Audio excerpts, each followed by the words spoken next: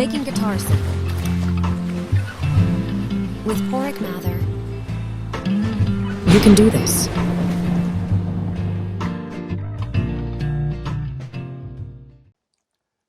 This video is for anyone who is playing guitar a few weeks or a couple of months, still struggling with speeding up your chord changes, or for anyone who is playing for a good few years and still finds it difficult to change from one chord to the other. I'm going to show you two very important little skills that will help you greatly.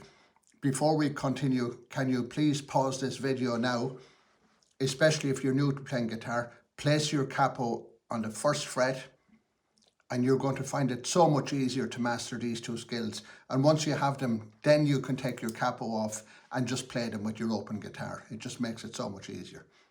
So please pause now and we'll continue in a moment.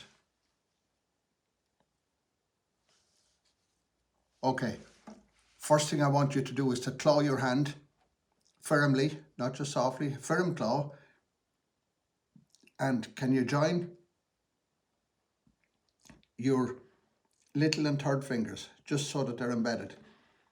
Can you feel how your brain now thinks you have 3 fingers on the guitar rather than 4? Which is much easier to control rather than 4 individual fingers going in different directions.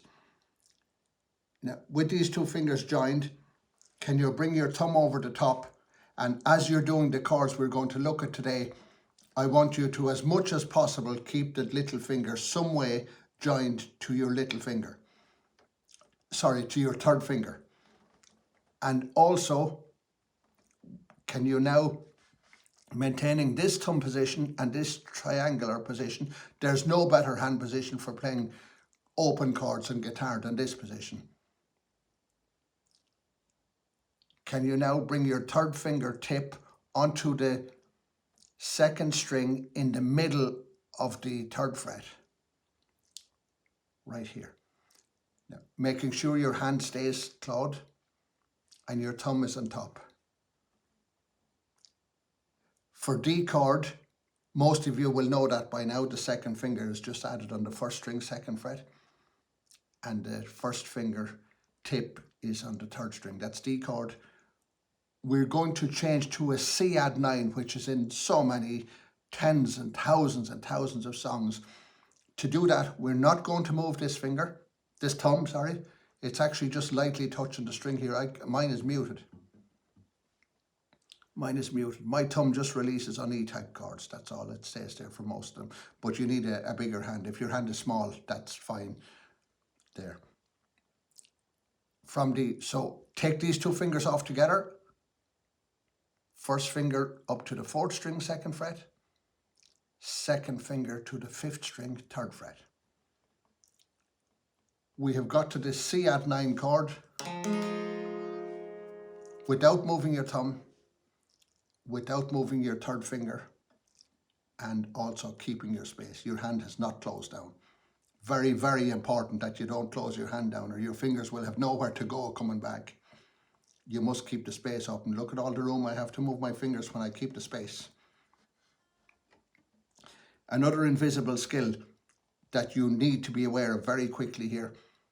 Let's look at the 3rd finger here very, very closely. When I changed from D, there was no release of pressure coming to the C9 and then applying the pressure again.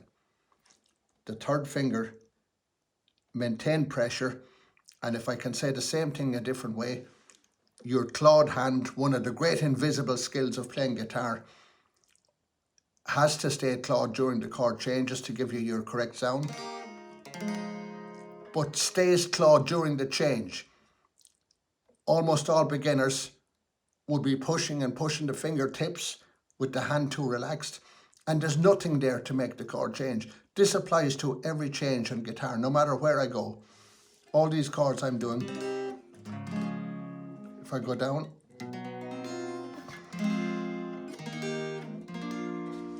my hand is clawed every time. I picked these 2 changes, D to C add 9, because you don't move your 3rd finger. It's a very easy way to grasp it. very important that you don't release the pressure as you change. So can you now pause this video and practice changing from D to C add 9, maintaining the pressure on the third finger during the chord change. And you will see how much easier it is for a lot of you to change chords. So please pause this video now and we will continue in a moment.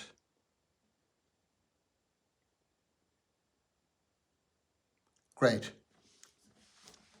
Let me show you one of the reasons your chord changes are speeding up. If we look from this angle here, when you claw, and particularly holding that finger in, watch the way the fingers have stopped flying up in the air. Can you see the way they're staying very close? Because the clawed hand makes it much easier to control the fingers. Also, when you embed your little finger to the third, it doesn't fly up. Most beginners have this nightmare of the little finger going all over the place. And by clawing and embedding these two to make them feel like one and find some way to keep them touched, the brain finds this much easier to control. Just look closely at the change from, say, C add 9 to D. Can you see the way the little finger, by being touched somewhere, has so much less distance to travel when going to the C add 9 chord? It's not coming from out here somewhere. If you get it for this chord change, you will get it for the F major 7, you'll get it for the G change. So many other chord changes you will get this for. So, to summarize, this also applies when you're playing your bar chords all over the guitar. These two fingers have stayed clawed, making it much easier. The third and fourth, they've stayed joined so that your hand feels like three. That's one of the great keys to playing bar chords. My brain thinks I'm moving three fingers, even though you see four of them moving.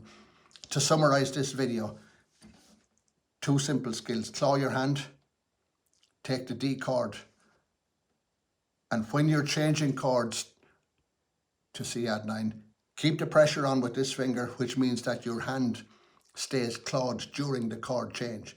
This applies to every chord change you will ever play as long as you're playing guitar. It's that important.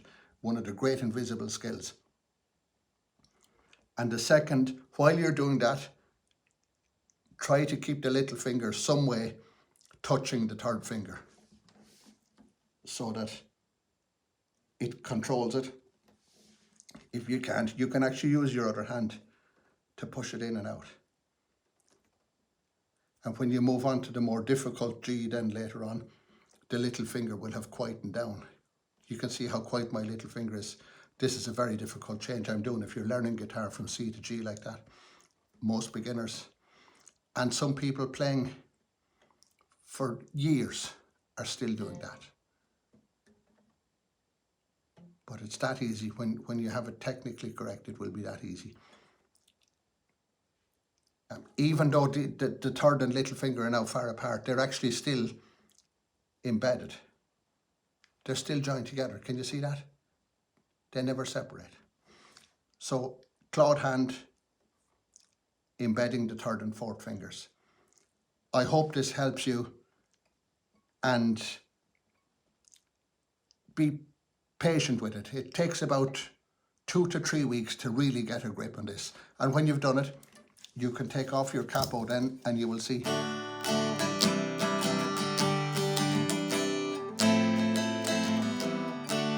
You can apply these skills to every chord change, every open chord change. Thank you for watching, and I'll see you soon again, hopefully.